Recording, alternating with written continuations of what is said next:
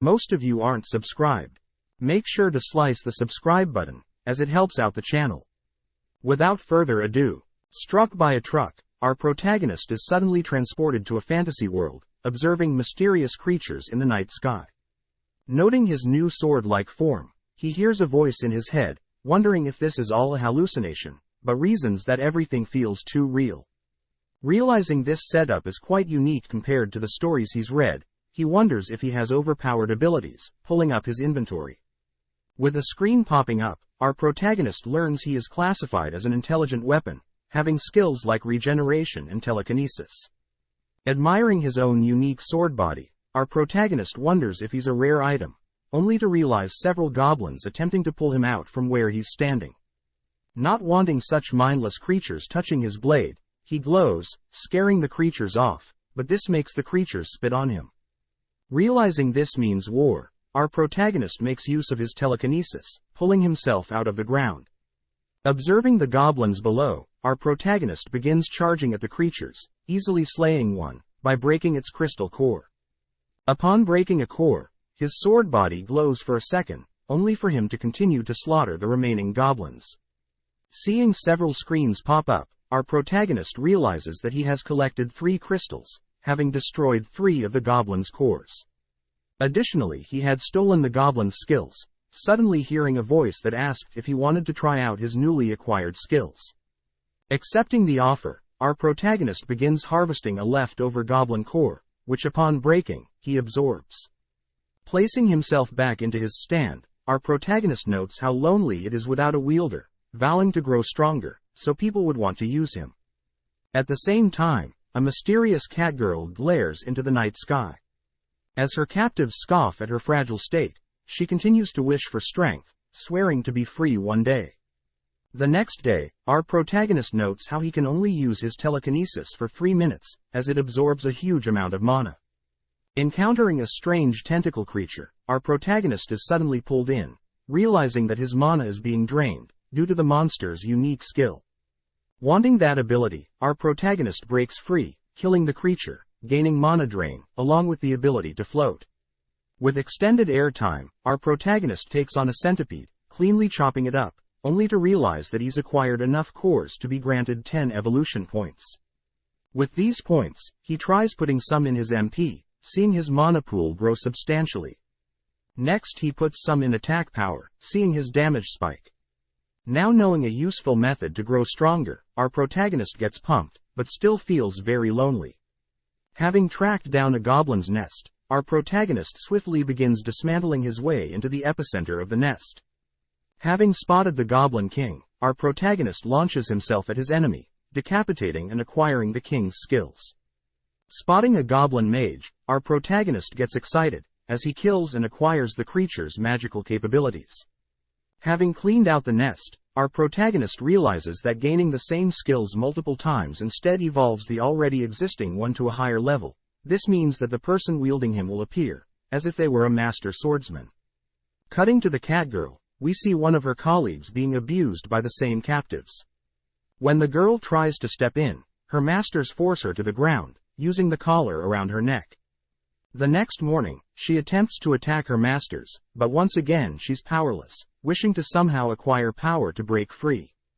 Back with our protagonist, he has figured out that the further out he ventures, the stronger the creatures are. Able to enter Zone 4, our protagonist easily slays a dragon, making use of his regeneration to heal up after the scuffle. Next, our protagonist takes on several orcs, using fire magic to take out the swarm, even able to take on a monstrous alligator. Entering Zone 5, our protagonist stands off against a massive slime creature, which begins morphing in order to hide its core. But using a search skill, our protagonist locates the core, performing a unique skill, beelining it to the creature's core, ending the battle in seconds. Having acquired more evolution points, the skill to instantly regenerate and a way to store monster drops, our protagonist strives to get stronger. Spending time to face a snake, an earth tortoise, our protagonist has issues running into a saber-tooth. Noting the saber-tooth's increased speed, he's forced to increase his poison output, which allows him to finally slay the creature. Realizing that he's conquered Zone 5, he has no choice but to venture into the forest, searching for stronger opponents. Nonchalantly soaring through the air, our protagonist is suddenly pulled to the earth, mysteriously unable to fly. Attempting to pull himself up, our protagonist's MP is instantly drained every time he attempts to use any ability. After countless attempts, our protagonist remains lodged in the ground, crying out for help.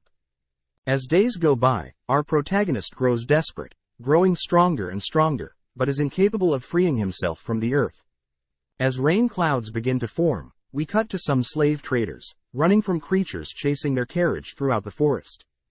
To ensure their own safety, the slave traders choose to ditch the slaves, ordering them to distract and give up their lives. Unable to disobey orders, due to their collars, the catgirl helplessly watches as her colleagues get devoured, wishing to be free. As her collar is suddenly deactivated, she picks up a weapon, attempting to stop the rampaging beast, but is suddenly flung back. Knowing that this may be her last, she suddenly notices a mysterious sword, sticking out from the ground. Being beckoned closer to the sword, the girl suddenly converses with our protagonist, learning that he'll help her slay the creature, and in exchange she must pull him out. With no choice, the catgirl manages to pull out our protagonist, whilst barely dodging the wild beast's advances. As promised, our protagonist uses skill shares to lend the girl his strength. Moving together, the two begin maneuvering around the beast, only to slice up the creature. Suddenly, the catgirl's slave master appears, demanding that she hand over the sword, threatening to make her submit. But our protagonist intervenes, knocking out the slave trader, and breaking her collar and setting her free. Thankful to be free, our protagonist offers the little girl to become his wielder, warning her that it may be dangerous. But the girl accepts, vowing to grow stronger. Wanting to know her name, our protagonist learns that she wants to be called Fran, but realizes he himself doesn't have a name. Letting Fran decide, she chooses to call our protagonist Teacher. Throughout history, creatures have gotten stronger through evolution, but it's quite well known that black cats are incapable of evolving, with none able to achieve such a feat. Flashing back, we learn that Fran's parents had set out to be the very first of their kind to achieve evolution, but sadly they had failed, leaving Fran all alone. But now that she has a teacher, she has set her only mission in life, to achieve what her parents wanted for black cats. Having found a gathering of goblins, Fran shows her teacher her growth, easily dropping the creatures one after the other. Having taught her some magic, our teacher is impressed, noting her rapid growth, both in her magic and swordplay. Seeing her grow, our MC can't help but shed tears of joy, wanting to dedicate his life to help her out, but suddenly Fran picks him up, rushing off, as our MC questions what she is doing. Cutting to a traveling merchant, we see his cart is swarmed by goblins, beginning to close in on his goods. Before the goblins can cause any harm, Fran intervenes, slaying some of the creatures, whilst our MC emits a bright light, to scare off the remaining swarm. As some men come out of the carriage, our MC tells Fran to keep the fact that her sword can talk a secret, as our MC is using telepathy to communicate with her. As one of the men thanks Fran for the help, he offers to give her a ride, but our MC knows that they are asking for her protection on their journey. Accepting their request, Fran learns about the increase of monsters near the main roads, as greater creatures deeper in the forest have been scaring the lower-tier monsters out of the forest, and onto human-made roads. Realizing that it may be his doing, our MC continues to listen to the man, learning that a powerful S-rank creature had been slain in the past, but its mana still lingers, causing other creatures to spawn. Changing topics, Fran asks if the man has heard of a mysterious sword in the forest, trying to learn how our MC came to be, but sadly the man has never heard of such a thing. Bringing up how the goblins were likely G rank, the man compliments Fran, stating that she must be at least F rank.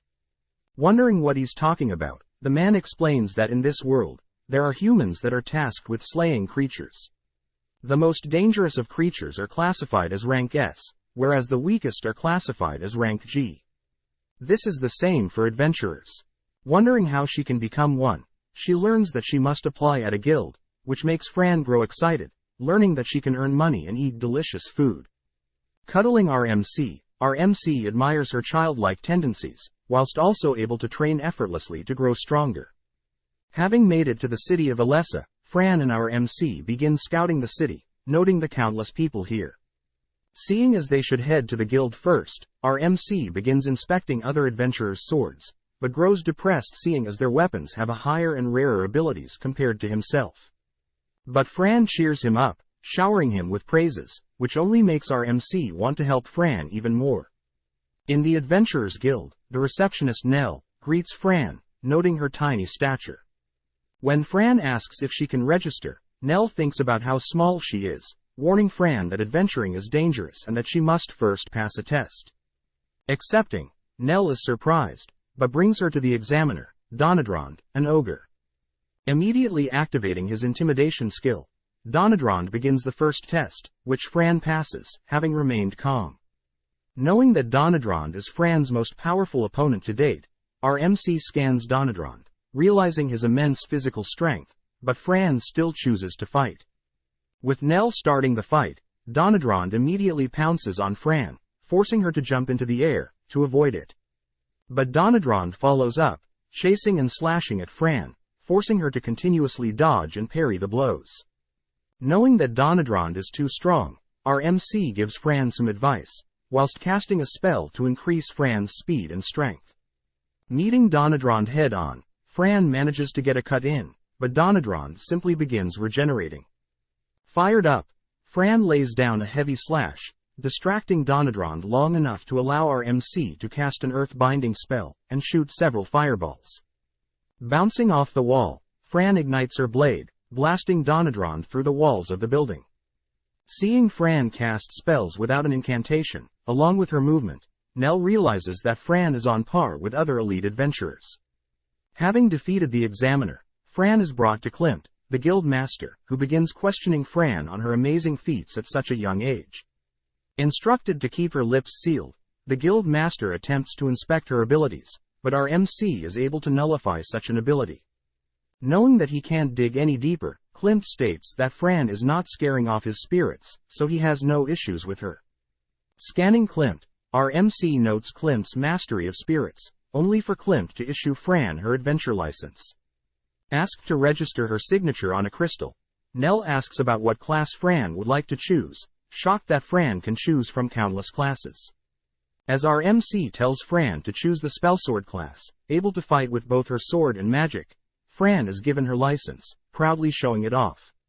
Heading back to the reception table, Fran asks to sell some of her goods, which Nell is happy to trade for gold. Whipping out some mid-tier monsters, Nell and other adventurers are shocked to see so many corpses, nicely butchered and preserved. Awarded 195,000 gold pieces, our MC realizes that they'll be rich in no time. As Fran heads to pick out a room for the night, some nosy adventurers attempt to get her attention, but our MC instructs Fran to ignore them. Surrounding her, the adventurers demand that Fran hand over some of her earnings, believing that they had been unfairly given less gold for the same monsters slain. But Nell steps in, stating that the adventurers were fairly given what they deserved. As compared to Fran, they had crushed and badly destroyed the monster corpse, which lowers the corpse's value. Before the adventurers can attack Nell, Fran steps in, forcing the adventurers to surround Fran. Beginning to insult Fran and her species, Fran suddenly cuts off one of the adventurers' legs, shocking everyone, having done it so quickly. Following up, Fran strikes, cuts and knocks down the remaining men, surprising our MC, as Fran had combined and figured out some skills, all by herself. Demanding that Fran be locked up, Nell steps in, stating that the men will be the ones in trouble, giving the men a petrifying glare. Wandering around the town in search of items to buy, our MC reminds Fran that her top priority as of this moment is to buy armor. Walking around, the two are sad that all the town's blacksmiths are currently booked, but suddenly a random dwarf sneaks up on them. Offering to hook Fran up with some gear, our MC scans the dwarf, realizing that he is no ordinary person, and is indeed an elite blacksmith that is quite prestigious. Guided up to the dwarf's home, townsfolk call out the dwarf's name, Garrus, pissed that such a weak-looking girl gets to purchase gear from Garrus. Knowing the men are trying to resell his crafts, Garrus tells Fran to ignore useless onlookers, as he only sells his gear to people he deems worthy, stating that he saw what Fran did to those scum back at the Adventurers Guild. Fitting Fran with some snug but powerful armor, resistant to all sorts of external magic and effects, our MC compliments Fran's new look. Happy with the new gear, our MC begins scanning the room, realizing that everything in this room is far rarer than he is. As Fran asks for permission to look at other swords, Garrus wonders why, as he reveals that he knows Fran's current sword is an intelligent weapon. Putting space between her and Garrus, Fran questions how he's able to tell, prompting Garrus to reveal that he has a unique skill, Godsight, which allows him to bypass our MC's skill protection and seeing some of our MC's hidden stats. As Fran and our MC communicate telepathically, Garrus deduces that they have the telepathy skill, putting the two more on edge. But Garrus diffuses the situation, stating that he's only curious and wants to only have a chat. Revealing himself, our MC asks about how Garrus knows he's a powerful sword, compared to some on his wall, surprising Garrus, as he realizes Fran nor our MC knows about mana conductivity. Taking a sword off the wall, with a higher attack than our MC, Garrus asks Fran to channel her mana through our MC, slicing the blade in Garrus's hand.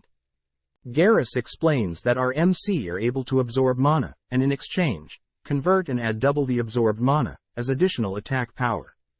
Since his mana conductivity is rank A, our MC is able to double 1000 mana points, meaning he's on par with the strongest swords Garrus has ever laid eyes on. Thanking Garrus for the intel, our MC is showered with compliments by Fran, but is interrupted, as Garrus wonders how our MC came to be. Not knowing himself, Garrus wonders if our MC was forged by a goldsmiths, capable of crafting tools, powerful enough to wipe out the world. But sadly this is all speculation. Changing topics, our MC personally requests for Garrus to craft him a unique sword, pulling out stored-up monster corpses, to help with resources to make the blade. Amazed at all the high-tier loot, Garu's eyes light up, as he begins thinking of what type of item he can craft.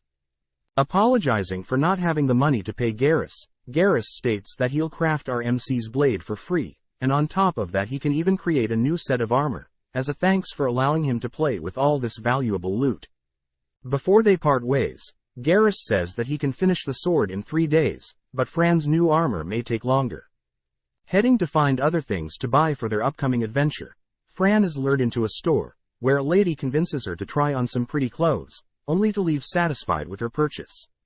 Next, she visits a store to stock up on herbs and other goods, running into a huge man, manning the store. As our MC scans him, they find out that he was a mid-tier adventurer, but had decided to retire and set up shop. As it's already dark out, our MC offers to cook Fran a meal, but first they must find a place to stay.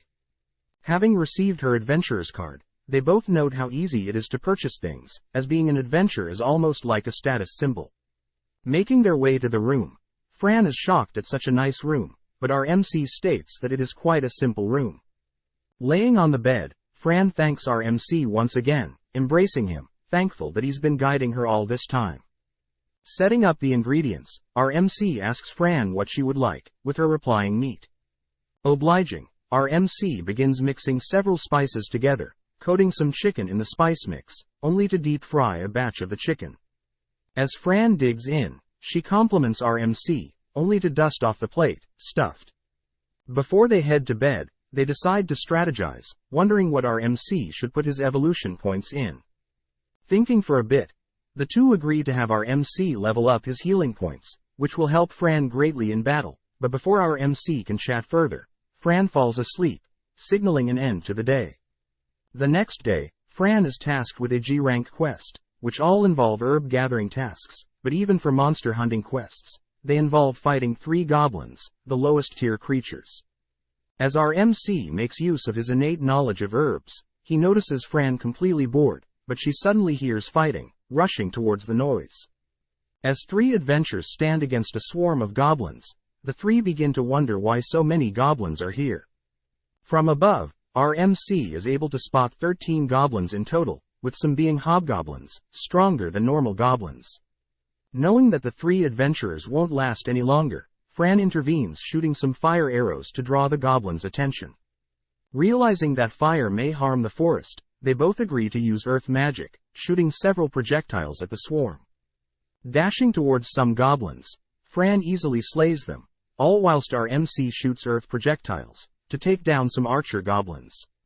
With a final big swing, Fran takes out the remaining hobgoblins, checking up on the injured adventurers, casting a healing spell. Praising Fran's battle senses, the adventurers realize that Fran is G rank just like them. As Fran turns to leave, the adventurers state that Fran should take the loot, but our MC instructs her to only take the valuable loot and leave the rest. Realizing that they were facing hobgoblins, the adventurers tell Fran that the appearance of hobgoblins usually means there is a goblin king nearby, and if the king successfully mates with a goblin queen, they'll be able to spawn endless goblins, making it a C-level threat. Ordering the adventurers to retreat and inform the guild, Fran begins heading deeper into the forest, seeing it as an opportunity to grow stronger. With every slash, Fran is able to slay a goblin, beginning to combo certain magic spells with her swordplay.